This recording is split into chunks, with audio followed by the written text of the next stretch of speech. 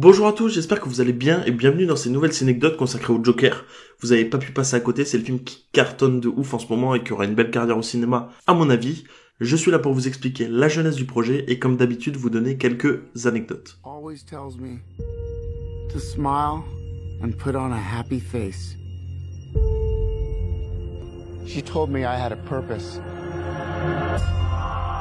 to bring laughter and joy to the world.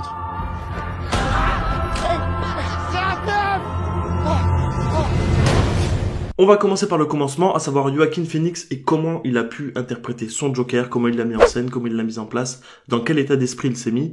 Le truc que lui il a fait dans un premier temps, c'est tout simplement perdre du poids. Il avait absolument besoin de perdre du poids et il explique qu'en fait, perdre 25 kilos d'un coup, c'est ce qu'il a fait, perdre 25 kilos, ça l'a affecté psychologiquement et ça l'a mis dans le premier état d'esprit du Joker. L'autre chose qu'il a eu aussi besoin de construire, c'est son rire et apparemment il a mis pas mal de temps. Pour lui, il avait besoin de le faire n'importe quand, devant n'importe qui, donc il s'est pas mal entraîné tout seul, etc.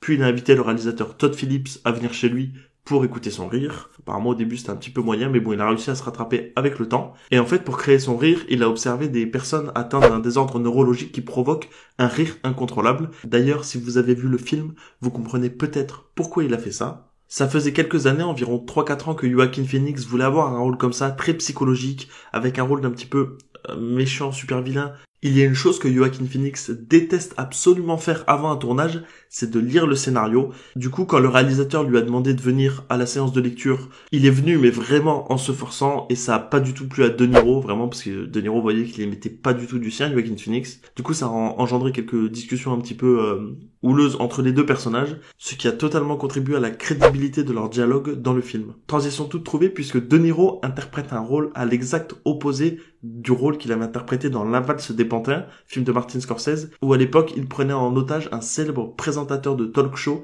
qu'il admirait par-dessus tout. Je suppose que vous connaissez le célèbre talk show américain Jimmy Kimmel Live, présenté par Jimmy Kimmel, qui a invité un jour, avant la sortie du film, Joaquin Phoenix pour parler un petit peu du Joker. Et en sa présence, il a montré une vidéo où Joaquin Phoenix s'en prend au directeur de la photo. Ils étaient en train de préparer une scène. Le réalisateur Todd Phillips s'adressait à Joaquin Phoenix pour lui expliquer ce qu'il fallait faire. Et le directeur de la photo, qui s'appelle Lawrence Cheer, était en train de chuchoter derrière. Donc ça a empêché Joaquin Phoenix de bien comprendre ce que le réalisateur disait. Et du coup, Joaquin Phoenix s'est moqué un peu en public de Lawrence Cheer pour l'humilier. Alors on sait pas si la vidéo elle a été faite pour faire le buzz, si c'était prévu ou pas, ou si tout simplement Joaquin Phoenix il était peut-être un peu trop dans son rôle. Ce qui arrive fréquemment, notamment quand on doit se mettre dans un rôle aussi psychologique, on pense à Heath Ledger notamment, malheureusement, que l'acteur se mette un petit peu trop dans son personnage et que ça entraîne des dérives. No, just like the constant whispering. Just shut the up, dude. I'm trying to find something real.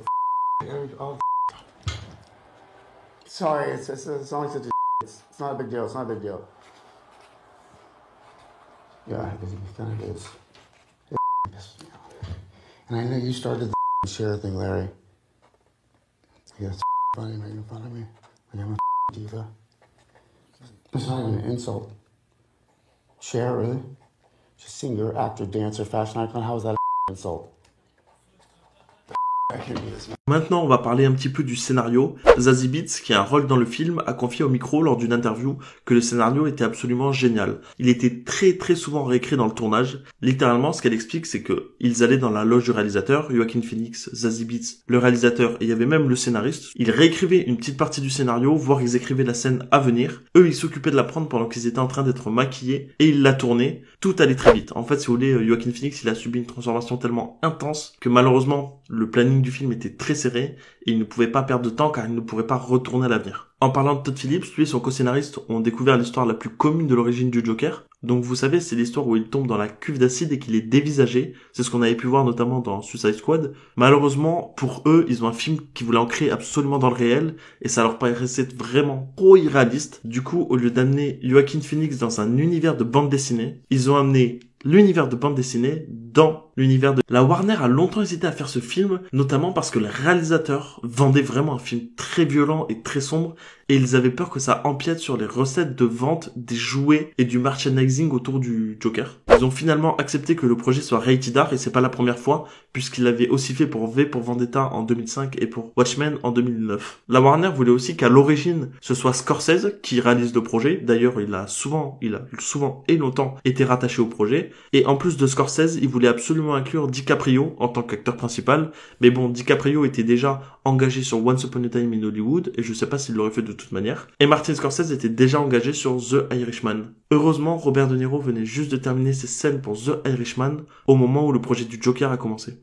En raison des différences de fuseau horaire, la première bande-annonce du Joker a été publiée le 4 avril en Australie, et c'est la date d'anniversaire de Heath Ledger, vous savez qui c'est évidemment. Dans le premier trailer et dans le film aussi, on entend la musique Smile, qui à l'origine a été composée par Charlie Chaplin pour le film Les Temps modernes. Tout à l'heure, je vous parlais de Leonardo DiCaprio, mais Bill Skarsgård, alias Pennywise, aurait aussi pu jouer le Joker. Et peut-être que ça aurait été stylé en vrai. Mark Hamill et Jared Leto ont un temps été envisagés pour reprendre leur rôle du Joker. Brett Cullen apparaît également en membre du Congrès dans The Dark Knight Rises. L'une des premières références de Todd Phillips et de son co-scénariste pour le film est un film muet de 1928. Évidemment, on peut aussi citer Martin Scorsese avec Taxi Driver, La valse des pantins. Shailene Woodley s'est vu proposer le rôle de Sophie Dumont, mais a dû le refuser parce qu'elle était en train de tourner Big Little Lies. D'ailleurs, Mary-Elizabeth Winstead, Dakota Johnson et Aja Naomi King ont toutes été considérées pour jouer dans le film. Et du coup, on sait qu'à la place, Mary-Elizabeth Winstead jouera dans Bird of Prey. Joker est le premier spin-off de Batman depuis Catwoman en 2004. Je parle uniquement des versions live, évidemment. Zazie Beetz, qui joue le rôle de Sophie Dumont à la place de toutes les actrices que je vous ai citées avant,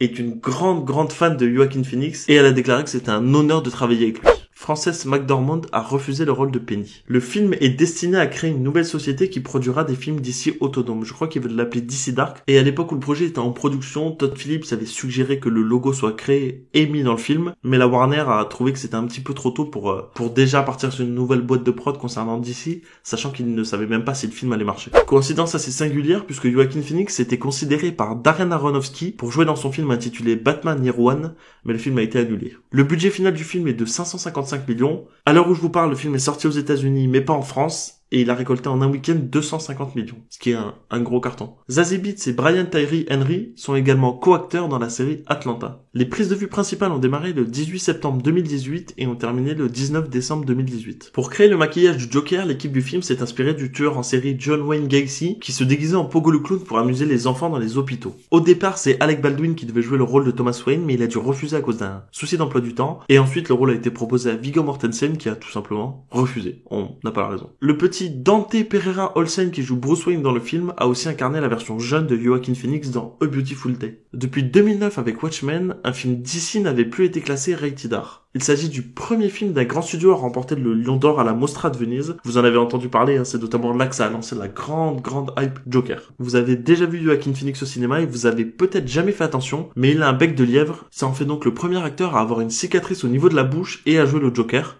Bon, même s'il n'y a pas vraiment de rapport. Joker dure exactement 2h02, générique de fin compris, mais son montage initial était de 2h35 et j'espère qu'on aura les films dans les bonus du Blu-ray et du DVD. Il s'agit du premier film de comics entre guillemets pour Joaquin Phoenix, mais il avait refusé auparavant le rôle de Doctor Strange et il avait aussi refusé de prendre le rôle de Hulk dans Avengers premier du nom car il ne voulait absolument pas signer l'accord multi-images de Marvel pour participer à plusieurs films dans l'univers. Lui, il veut vraiment se faire des petits one-shots comme ça. Ce qui signifie qu'il l'a signé uniquement pour le film Joker. Drôle de coïncidence, mais en Inde, le film est sorti le 2 octobre et là-bas, c'est la journée internationale de la non-violence.